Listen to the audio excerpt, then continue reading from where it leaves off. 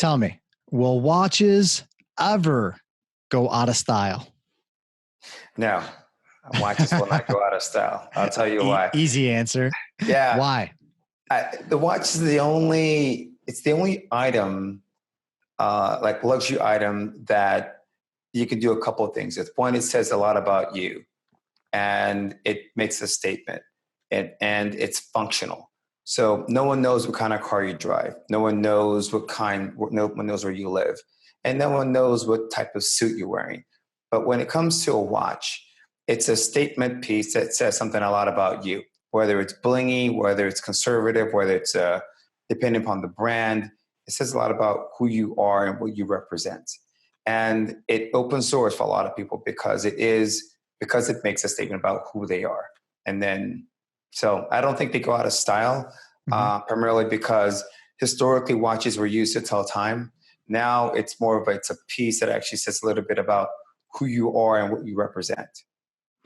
For everybody tuning in, if you're not watching one of the videos, you're tuning into one of the podcast platforms, be sure to check out John Cormier and his website, watchfacts.com. That's facts like FACTS, watchfacts.com. John Cormier. Tell us a little bit more about the site, because at first I wasn't exactly too sure, but then like facts, was this anything to do with like CARFAX and like did that have any play on why you called it Watchfacts? I know it's spelled differently.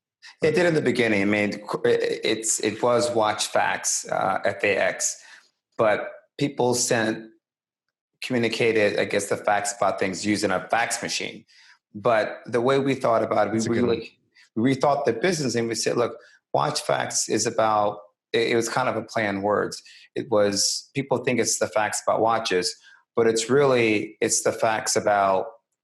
watching the facts for any particular luxury item. And our logo, coincidentally, it's, if you look at watches when you buy them new, they have the little check, which basically frames the face. It's really like a smiley face, right? Because they want you to be happy when you're looking at this very expensive timepiece that you purchase. For us, it's actually an authentication check mark. So it was kind of a play, just in the event that we weren't able to pivot from luxury watches into other luxury goods. And you have quite the story as to why you got into watches yourself, right? You it was one of the first, like, you always had a thing for watches, right? And then you definitely got hit pretty hard, I guess, where it hurt. Yes. I mean, there are a number of stories, but the thing is, like, I love watches. I love the complexity that they have. You don't really appreciate what goes into making a mechanical timepiece. So, and I also appreciate vintage watches as well. And so I've been taken, I think, like a lot of people who enjoy vintage or something, find something that's pre-owned, they want to buy something, they want to have a trusted experience. I am fortunate, I co-founded this business to basically be to service someone like myself, which is someone who actually appreciates luxury and also, but doesn't really necessarily want to pay the luxury boutique tax. I think the brand spent a lot of time selling us this item, so it's got worth to me. But I don't like depreciation as well. So if I get it and I can get it at a good price, I want to make sure that it's good. My mother always used to say, if you're buying something used, you're buying someone else's problems, whether it's not working or it's not authentic, So, I've had some pretty bad experiences, but the business was built around creating trust. And every product and service that we create, whether it's for a platform, a consumer, or for a seller, it's all about trust. So that's basically what Watchfacts means. It's the business of selling trust. Did it take a while to kind of gain that trust, right? Because just being any business owner, for myself, for example, took a little bit of while to gain someone's trust. And you've gained trust of the likes of Amazon, eBay, right? Some big companies that utilize your platform. How long did that take, and how was that process? It took a while. I mean, part of the process of getting these platforms was, focusing on like one thing, which is, having domain expertise. And because I like watches, watches was the first, call it, vertical that we entered into. And with Amazon and eBay and, just take any of the major platforms, their job is to grow verticals. They want to grow their categories. And what they want is they want a partner that actually understands the players within the space, as well as understands kind of the products. So what we do is we say, look, with every platform, we say, look, here's what we're going to do. We can get you into pre-owned safely and securely. We'll vet the sellers, we'll vet the product. Anything goes wrong, we'll take care of it. And that was a value proposition to a lot of these platforms, because everyone, depending upon which platform it is, each platform has a rotational program. So the people who are running the program, they know business, they know e-commerce, but they don't have domain expertise. So for them and for us, it was a great partnership because we provided the domain expertise in terms of the vetting the product, the sellers, providing a 1-year warranty, which actually telegraphs that you have a really good product, whereas their expertise was to get the product in front of as many eyeballs as possible. Mm-hmm. So how does that work? Like, for example, say I got a nice Rolex, which I don't. If somebody wants to send me one, please do. I don't have one, but I wanted to sell one or buy one. Like, say I go online. How would I know if this watch has been certified by Watchfacts? So the easiest way to know that is you'll see a certificate. So like on Amazon, on eBay, and a lot of the major platforms, there's a certificate that says certified pre-owned. It's yellow or it's blue, depending upon if it's the warranty type. But the quickest and easiest way to know if it's backed by Watchfacts is it'll say you have a report. It's a condition report, and the condition report will basically tell you brand, model, reference number, and the checks that it's gone through. So any seller that actually sells a Watchfacts certified watch, that watch goes through a standardized 31-point inspection. It's like buying a pre-owned car. Yeah. You buy it from Mercedes, you want to make sure it goes through the 167-point check that Mercedes goes through, so it looks and functions like new. And same thing with us. We want you to know exactly what you're buying, because the buyer has the greatest financial risk and the seller has the greatest financial gain. So we wanted to ensure that if something goes wrong, you actually have a trusted party that will help you make it right. And what we're trying to do is basically create an online standard. You can very easily go into a Torno, for example, or a Mayors and buy an item there because they're publicly traded companies or they're large companies, and they're not going to go anywhere at least for now. But when it's online, that person can become a ghost. So what we try to do is create more credibility to those particular sellers, as well as provide credibility to the platforms, because with the platforms, they now have protection of a partner that actually not only vets the sellers, but is also financially on the hook as well. Yeah, because I mean, that could be scary. I'm thinking, going out there trying to buy a $10,000-$20,000 watch and not knowing for sure if there could be something totally off with it or if it's fake, right? That's right. What's the incentive for I guess the seller? Does Amazon like force the seller to get the certification? Yes. For example? Yeah. Yes. So for each platform, it depends upon the platform, but each platform will actually have a certification process. Either they'll vet the sellers on their own, or they'll partner with us to vet the sellers. And if we vet the sellers, we continuously review their products weekly to ensure that what they're putting online actually looks and is as described. And then we'll also periodically audit the watches. So we'll secretly purchase the watches from these sellers, or we'll say, look, send us in these 3 watches because they look funny. And so every quarter we, based on which contract we have, there's an agreement that between us and the sellers to send us in watches for us to evaluate. What happens with those watches? And where did all these extra watches you've purchased, per your audit, where have they went? Oh no, they go back. They're purchased either through us, or they're sent voluntarily by the seller, and then they're returned within 3 business days. Okay, so but say you do an audit, you buy one, they don't know about it, right? And then you sort of just return it like it was a regular return. Yes. Got it. Okay. I was gonna say, 'cause if some magically, if you don't end up returning a few, I could always give you my name and address. donations, watch donations, yes. Rolex donations. Yes, that's awesome. But what do you think? What do you think it is about watches? Like, do you consider it a niche or no, or do you think it's something that is a standard product, like wearing a belt with your pants?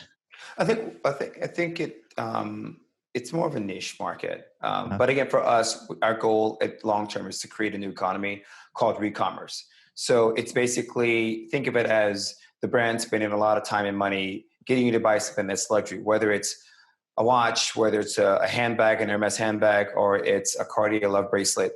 They're spending a lot of time getting you to buy it. At a certain point in time, you're going to amortize your enjoyment, your mhm. love for that particular item. And once you've amortized that, because it's got a natural expiration date, you're going to want to get rid of it. And because that brand has spent so much time enticing you to acquire it, it does have residual. The residual is a function of the market value of it. So for us, watches is truly a niche market, but we started out with watches because I have a passion for watches. But our end game is to truly explore every luxury product out there where there's a true secondary trading value for those particular items. Again, like jewelry, handbags, could be guitars, it could be pens. So Yes. when you start to expand the world of collectors of sorts, those people have Mhm. disposable income, as well as an understanding of the collectability of a luxury item. So is something like a smartwatch now, which has made, big headways over the Mhm. years, is that killing the business, or are you planning for that transition one day, or do you think, or you're not really too concerned? So the smartwatch, you have to respect it. I mean, it's a different. It's got a different functionality, a different Mhm. purpose. So if you want to tell the time, you want to check. It's definitely significantly more convenient if I'm on my phone, all the time, which it's kind of annoying. But if I'm in a meeting and I get an email, I can actually look at my phone. So it's significantly more convenient in that regard. When the smartwatch first came out, you saw a lot of people wearing two watches because they wanted to sport their luxury watch, and they also Yeah. wanted the convenience that of was, checking their that, emails and to yeah, just calling them. that was weird. Yes, yes, it was a little. I still see it a lot. It's weird. Really? Yeah, but I do. But it's not as frequent as it was in the beginning. So I think it's a function of generation as well. So I Mhm. think it really just depends on generations, also where you are as well. In certain circles, a luxury watch will always have a presence, and that's purely because it's a statement piece. If you're going to an event, or you're around, like I live in Miami, and Miami Mhm. is one of those places where you definitely, it's a place where you still want to showcase something, because it's the only functional item that actually says something about you. New York is another place, Vegas, LA, the world in general. So watches will always have a place. Um, uh, I think in the world of things. I think when I grew up, Mhm. I got a watch, I got a Rolex as my graduation gift. Is that going to be as common now? I think the generations are changing. Whereas money, they prefer the money to be spent Yeah. differently. So it's unclear in terms of what the longer term impact is going to be. I will say this though. The watch industry has always been threatened. Its existence has always been threatened, but it's always found a way to bounce back. Yeah. And I think it's because of what watches truly represent.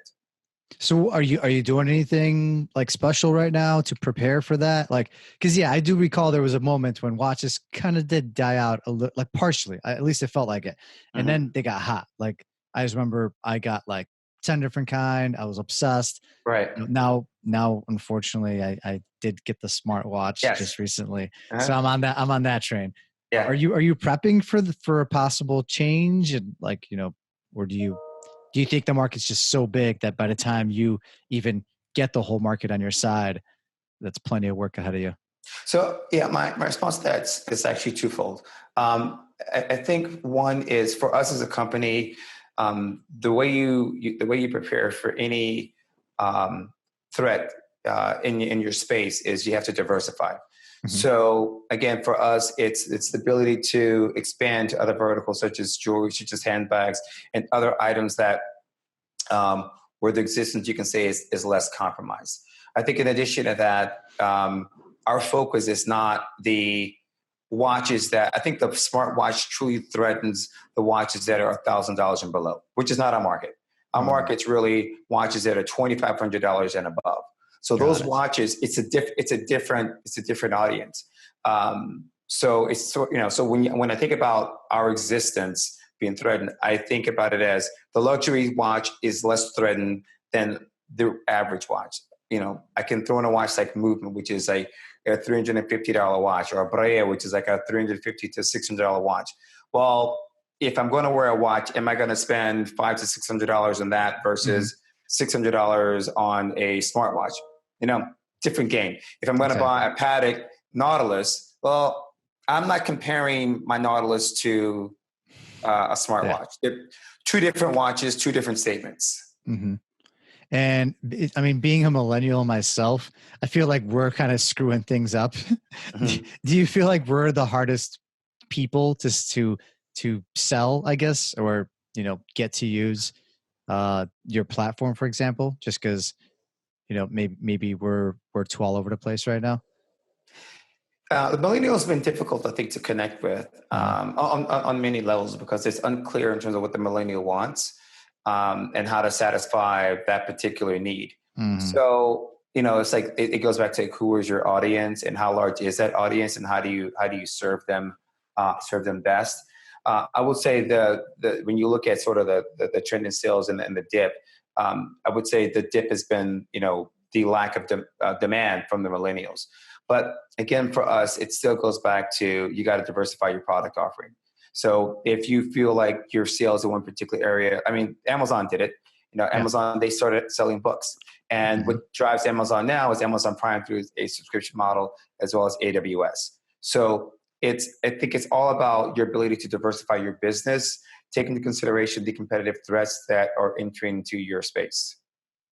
Oh, that's definitely a good way of looking at it, because you do always want to prep. You never know what's to come. But before you got here to the watch game, where were you in the past? Like, why entrepreneurism? Why now? It's fun, yet it could be the worst thing in the world, as you probably already know. Yes. How did you get over here, and why? So my former life, I was an investment banker. I worked a gazillion hours on Wall Street. I did mergers and acquisitions, and I loved it. But what I realized, and what got me into watches more so, was every time, because you work so much, every time I completed a transaction, I bought myself a watch. It was like a trophy. I'm like, okay, I got this watch because I sold this company, and I can tell you a story about the company because of the watch. So that's pretty cool. So that's kind of how the collection built over time. I was in the World Trade Center and moved to Miami as a consequence of that event, and said, I'd like to do something on my own. So then I started a real estate fund. It was an investment, and we also had a long-short component to it to actually hedge against risk. So did that for a while, and said, I'm just working way too hard. I like to create a situation where I have a business and I'm in another place and it's making money while I'm having fun doing my own thing. Mm-hmm. So I wanted to create a better lifestyle for myself. So I thought about a market that was fragmented, that needed more standardization and more transparency and security. So thinking about it, I had a bad experience on eBay. And I said, I think we can come in, build a model that can actually truly transform this space. So I put all my effort into transforming this space. I thought it was going to take 6 months to a year, quite frankly. That's what I said. It's pretty easy. Get it going. Yeah. I mean, start traveling the world. Yeah. I said, a year I'll be traveling the world, I'll be good. And it didn't work out that way. But I definitely wanted to get in a position to where I actually could create a situation to where I could actually help people that work for me become independently wealthy, as well as create a more or less a business that actually would help people have more trust and transparency and create trust in transactions that are at arm's length. And so essentially, how long did that part take? Like you said, you thought it was going to be 6 months to a year. What are you at now? I stopped counting. I think I'm like year 7 or 8 right now. It's taken a while. It's a very, very dark place, right? At times. It's It not is. It's not a lonely place. It's a not the lonely. easiest. And would you I'm not saying, you would regret it at all, but would you have gotten into it? Like if you knew beforehand of how dark and lonely and how narcissistic it could be, because your face is on everything, right? You're the one responsible. You're the one here that I'm interviewing, not anybody else. Would Yes. you still have done it? I don't know. I mean, I think I always think of myself as Neo in the Matrix and ask myself which pill should I have taken, you know. But there's a sense, you can always walk away. I think as an entrepreneur. I mean, I don't because I have investors and they invested in me, so it's one of the Mhm. reasons I don't walk away. But I think if you believe in something, you stick with it. I think it's very easy to walk away from anything. So um, would I have done this then? I don't know. Like I will say, there are much easier ways to earn a living. But I believe if you're passionate about something and you believe that you can be the change in the world, then you be that change. And so it's not easy. Like if anyone can do it, then it would be done. So the thing Mhm. that kind of, when I ask myself, like, do I suffer from regret? No, I'm like, I feel like I, I feel like you have to pivot.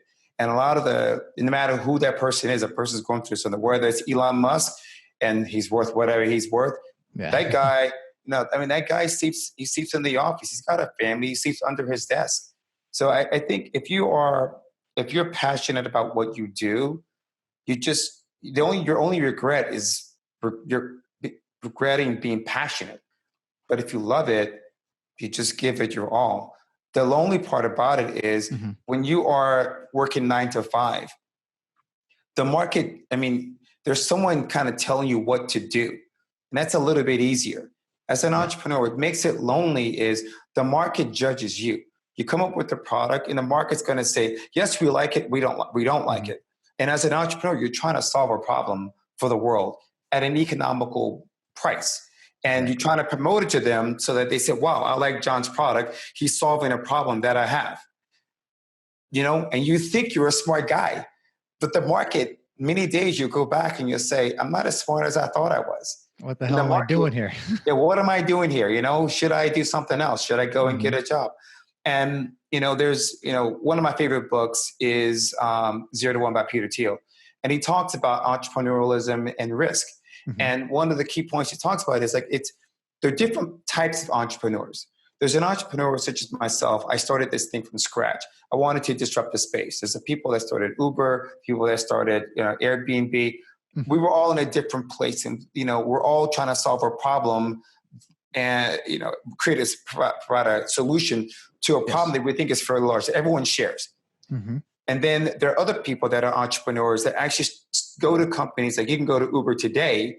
It's not a startup, but it's still a very entrepreneurial company. There's less risk there, so you'll get paid less, in terms of from an equity standpoint, but the risk is less. And that's still an entrepreneur because Mhm. you're there helping develop new products for Uber. Like whether now it's Uber Eats, could be Uber helicopters, Uber transportation, so many different things within that ecosystem that for the world, like you're still an entrepreneur, although Uber is theoretically an established company, but they're growing as very entrepreneurial. So I think it just depends upon what your Yeah. appetite is. And if you're the second type of entrepreneur, well, the market judges you a little bit less because they're not really judging you. You're at an established company and you're actually helping create new products, actually build Mhm. on it, as opposed to trying to disrupt a market from scratch. And you're the guy because you don't know if you're right or wrong. The market's going to tell you if they like what you're selling Oh or yeah. not. Right. We'll find out. I mean, we always do real Right. quick. But kind of backtracking this two things you brought up. One, um, actually, I'm going to save this one for later, but the other part, you said World Trade Center. How did that impact you? You said you were there and Yeah. So I was in investment banking and then I was working 180, 100 plus hours a week. And that's what you do when you're mergers. You just work all the time. that's what I heard. And Yeah. yeah, I enjoyed And you it. loved it? You loved it that much? I loved to hate it. Okay. I love finance. I loved what I did. It was Hmm. the hours and it was the stress that actually I could have done without. Hmm. But you have this, it's banking is it's the epitome of narcissism. It's just, you think you own the world, you think you're the smartest guy in the room, and everyone thinks that way, and it's just a bunch of egos. But it was fun. I actually enjoyed it. But it's a lot of egos in a room, and the World Trade Center kind of put things into perspective for me, because it doesn't matter how much money you have, how smart you think you are, like everyone goes, you kind of go the same. And so I stepped back and I said, like, what's my legacy going to be? Is it going to be John Cormier, the investment banker, where if he dies, like, he hasn't left his mark in the world? I said, as an entrepreneur, I can do something. If I feel I actually have the ability to contribute something to this world, what is that going to be? My brother's a surgeon. He saves lives. So that's his contribution. My mother's a teacher. My sister's a teacher. They teach. So I said, what is my contribution to the world? As an investment banker, it really wasn't much. I'm actually, negotiating deals, and that was fun, but it was very, it was for myself. As an entrepreneur, I wanted to create solutions for people and help employ others where they can actually help, do greater good for the world as well. So World Trade Center kind of put things into perspective. It made me step back and think about, what am I doing with my life? And if I were to pass today or tomorrow, like, what's the world going to think about me? So that's something safe to say that drives you all the time now? Yes. All right. In case there's any dark moments. It's you die tomorrow. Like, what is your legacy? Like, what would I regret right now, right here? All right. So what else is there? Like, what else is next that you, that's on the agenda that you're trying to get to, I guess? Not that you're anywhere, not that you're an old man or anything. Yeah. You're super young, but what's next on the agenda? I mean, personally and professionally. Both. What's some big goals you set for yourself? I mean, professionally, I would like to develop this into a global business. I'd like to create a truly an online standard and an ecosystem where people can truly buy, sell, trade like luxury items with minimal friction. And ideally, if I had my druthers, I would say ideally use it as a currency where they can utilize that anywhere in the world. Like, an Hermes bag, it's worth X. A Rolex Datejust watch is worth Y. You know what it is? And the ability to standardize that with data would be something that I would love to be able to do. You could call it maybe a competitor, it's like a Bitcoin or something like that. But have you looked into that? Like, is that something? It is something we're looking into. I think it takes time because, unfortunately, when you're talking pre-owned goods, the condition kind of influences the valuation of it. True. So we're working on it. This is why the report came out, which has a score on it. It makes things equivalent in terms, or standardizes the pricing based on the condition of an item. So we're continuing to work on that. I mean, I wish it were a very quick exercise, but it is a challenge. But I think our ability to standardize the pricing of luxury goods will allow people to use that as a form of currency, however that may be. Personally, I'd like to start a family someday soon. I'm not getting any younger. I've done a lot of things personally that I want to accomplish. I run track and field as a hobby, so I've accomplished everything I want to there. So right now it's about the next chapter, I think, which would be a family. You mentioned an interesting point. You're in Miami, and you have items, or like to have items to kind of showcase. Is that like a Miami thing? Is it almost like, I don't live there or anything. I visit there, but do you feel the pressure being there a little bit more than being from some random town in the middle of the US? I personally don't, but there's a lot of pressure in Miami. It's funny, when I worked in New York, it was where do you work and where do you go to school? That's how people size you up. Miami, it's what do you drive and where do you live? And they always look at, there's a Swiss handshake. The Swiss handshake is before they look at your face, they look at what you're wearing on your wrist. Really? Yeah, it's sort of like that. So which watch you wearing? If you wear a Rolex, like you kind of like don't really, okay, he's a Rolex guy, and it's not the watch I wear when I go to Europe. You got to wear something that's a little more substantial when you go to a watch event, or when you go to Switzerland in general, because everyone's got a Rolex. So if you're in the business, or if you're someone of essence, you need to wear something that's a conversational piece. In Miami, it's, you got to have the check boxes, checked off. So It's a little different here. I call it like the Italians. It's voglio monoposto. I want to, but I can't. It's all about, Miami's a lot about show. It's a very superficial place. I like it. Don't get me wrong from a lifestyle standpoint, but do I see myself for long term? Yeah. Like starting a family there. I don't think I'd raise a family here. Huh. Some people do. I know, obviously, but I think the value system is really tough because it's about keeping up with the Joneses. So I would like, if I'm fortunate to have a family one day, ideally I'm raising my kids in a place where, they're focused on the things that truly matter, the truly things that make you a better person. But I hope nobody from Miami listens to this episode. Oh, probably a lot of people will. No, Awesome. Well, now it's on to our listeners' favorite segment of the show. Welcome to the round with no name because they're all taken. All right. His evil cousin is here, Miko. Hey, Miko. I hope you are ready for this round. You get exactly 5 seconds to initiate an answer for every question. Don't want you thinking too much. Just throw out your first thing that you think of. Number 1. What is your favorite book? And not the one you mentioned earlier. 0 to 1. Don't mention that one. It would be, I guess, The Hard Thing About Hard Things by Herkowitz. What is your favorite movie? Oh, gosh. I would probably say Superman. Classic. How many watches do you own? A little over 30. That's it? Yes. I definitely put that over. I definitely was saying over 100. It's not the quantity, it's the quality. What is the most expensive watch you own? It's a Patek. I unfortunately cannot relate to what that means. I am imagining it's up there. It's up there. Yeah, it's up there. It's a Patek Nautilus, and I leave it at that. But it's a very expensive one. If you're about to be stranded on an island, and I am preparing you just in case you're about to be, what is the one item you want with you? It can't be a person. I would one item, probably a phone call. I mean, a cell phone, so one can get me off the island. But you're pretty. Let's just say you are the only one left. Like that's it, man. I think I need a machete. A solid choice.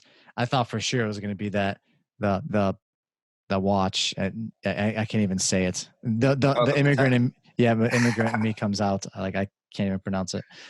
Just not even going to try.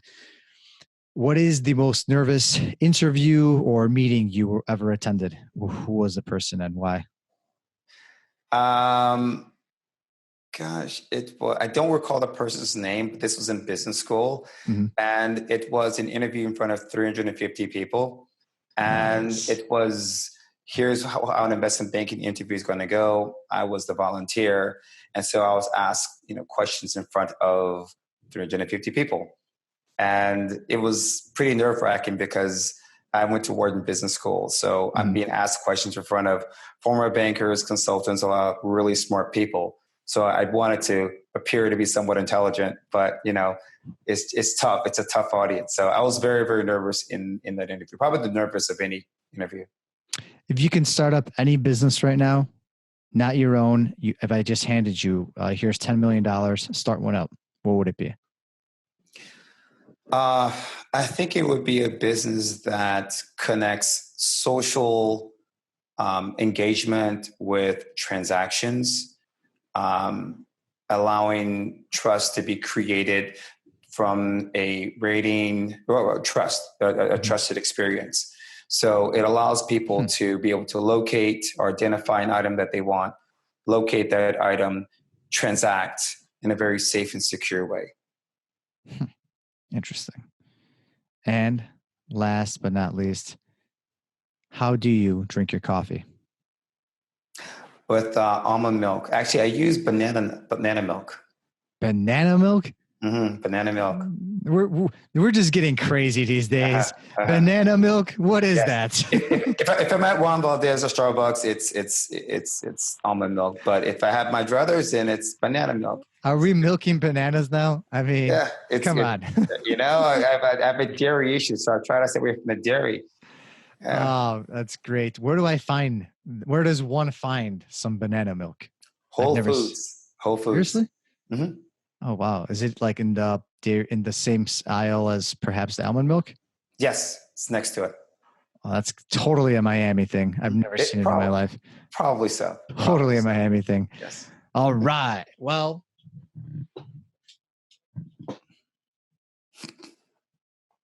Miro is back. You survived. I survived. Awesome. We learned a little bit more about you, John. Thanks so much for being on the show. John Cormier, everybody. Watchfacts.com. That's Watchfacts, FACTS.com. Thanks so much for being on the show. It's been awesome. Been a pleasure. Let us know where else can we find you? Any final closing thoughts?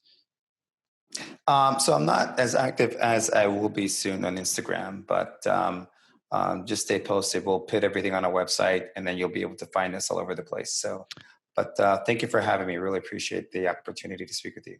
Definitely. And on your website, when you have the links to the Facebook, to Instagram, right? All that's there. I know your pages are pretty active, especially Instagram. You have a lot of cool, nice facts and knowledge and pictures about watches, especially for all the enthusiasts out there. Yes. Awesome. Yes. Take care and looking forward to what's to come with the journey. Okay. Thank you very much. That is all for this episode of Boss to Boss. Your next step is to visit bosstoboss.com, where you will find proven techniques followed by professionals to help you make that next step. Again, that is boss2boss.com. And remember, the time is now.